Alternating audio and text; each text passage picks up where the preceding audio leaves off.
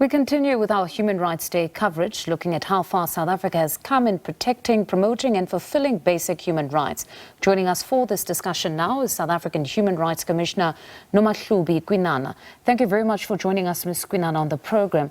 Now, yours is an institution established to, among others, monitor the observance of human rights, a very important role. Where would you say we are 31 years into our constitutional democracy? Good evening and good evening to the viewers at home, and thank you so much for having me this evening. Indeed, it is 31 years later since our country has experienced democracy, and it is important to say that we are still scratching the surface insofar as other areas are concerned, just to realize basic human rights, such as the right to water, the right to education. In a lot of underprivileged communities, it is a right, it is really a right yet to be realized. For them, human rights is almost it's something that does not exist, and yet it is so that these rights are enshrined in the Constitution. Would you say that government is moving at a far too slow a pace to ensure that some of these citizens that do not enjoy these basic human rights actually start to enjoy them? Or we can say that it's institutionalized. As government has consistently stated, that to correct some of these ills is taking far too long, not by any doing of theirs, but because of how it was so systemic and institutionalized. So it will take more than 31 years. Well, I would say it is definitely systemic, but at the same time, our country is vast, and that is the reality that we are in. The fact that you've got both rural and urban areas, and that is why for some people in the urban areas, they probably would be able to say that, you know, these rights have been realized insofar as their lives are concerned.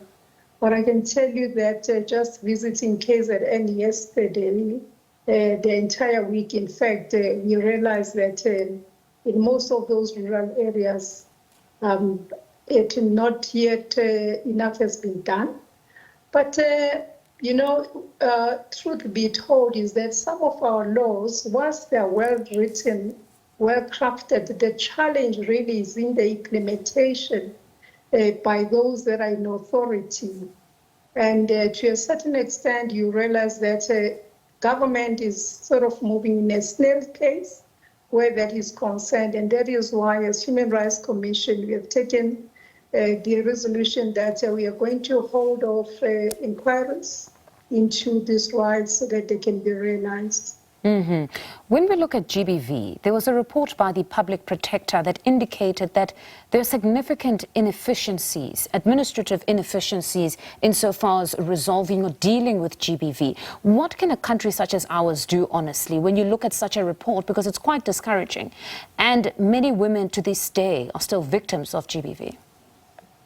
Well, the truth is, with our laws, especially with regard to GBV, we are not doing too bad where that is concerned, but there's room for improvement in that space. But at the same time, education becomes imperative insofar as, you know, just ensuring that you impart knowledge about the rights themselves, and of course to ensure that the rights to socio-economic rights are realized. Because when we go to most of the areas, we realize that the issues are around unemployment, which are being faced by maybe women, and of course, which unfortunately will affect the children in the process. And as a result, they find themselves in vulnerable situations, which then makes them susceptible to GBV. You know, leaders in the country have been charged to imagine a future of non-racialism. But of late, we have seen more divisions insofar as races are concerned, specifically even following the inauguration of Donald Trump. Not to say that really the issues around racial tensions in the country start and end with the inauguration of the President of the United States. But nevertheless, they've become more pronounced.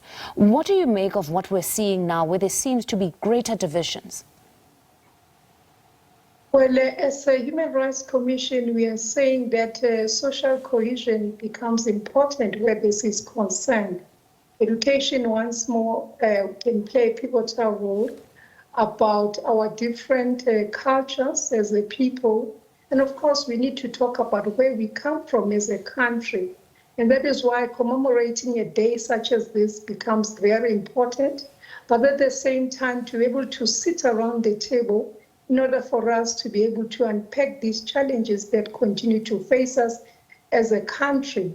Because truth be told, that we are all from different races, different backgrounds, and of course the inequalities are the ones that actually exacerbate the situation that we have prevailing currently. What of those who say some of these social cohesion programs really speak or preach to the converted, that most of the people that would be willing to even attend such programs already fully understand the need for a non-racial society, but it's never those who really need that kind of a program who actually come forward. So how do you reach those and fully reconcile South Africans? Well, I can tell you that when we went to have the BS where there were issues of racism, we as a Human Rights Commission made sure that not only do we meet with the Black community and business owners there, but also made sure that we meet with the whites as well, so that we could understand the challenges that they were talking about. And the view really is that after we'll then have a situation where we bring them together, and we will use our project, which is called the Social Harmony through a National Effort, which, as I say, you sit around the table, and this is where you unpack the different cultures, the challenges, in order for you to get to the root of the problem. But how deep-rooted were the problems there? Because we've reported on the issues, pardon me for interjecting, we've reported on the issues there specifically with the Hartebeespoort business owners who have been fighting. Some said they had their businesses torched. How deep-rooted are the issues when you were interviewing both sides? Well, what we made sure we do is we allow each of the members of the communities to have their say, and of course to bring about evidence which will assist the commission in taking the matter forward. You'll understand that as a commission, we've got the right then to investigate these matters, and so that we can decide on how to map the way forward. So without evidence, it becomes almost impossible for us then to move. And this was explained at large to these communities. And so far, we have had the opportunity to then talk to the municipality in Madibeng, because the challenges seems to center around the distribution of land around the dam, the opportunities for the business owners, Black business owners in particular, to operate around the dam.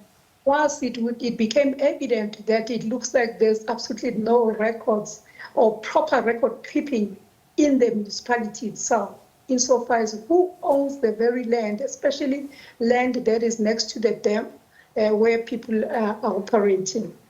So improper record keeping has actually led to two races fighting each other in that space, pointing to some government inefficiencies here, at the very least. True, that is so much true. And, we're happy to say that after engagement with the mayor and the MMM, who's just newly appointed, he has given us a plan as to the timelines when he's going to be able to respond to us, how they're ensuring that the archives that are there are being kept properly, and which information is going to be availed to us, because that's the information we have now requested for them, which will then assist us to decide on how do we proceed with this matter. Ms. Khwinana, thank you very much for joining us on the program. That was South African Human Rights Commissioner Nomahlubi Khwinana speaking to us.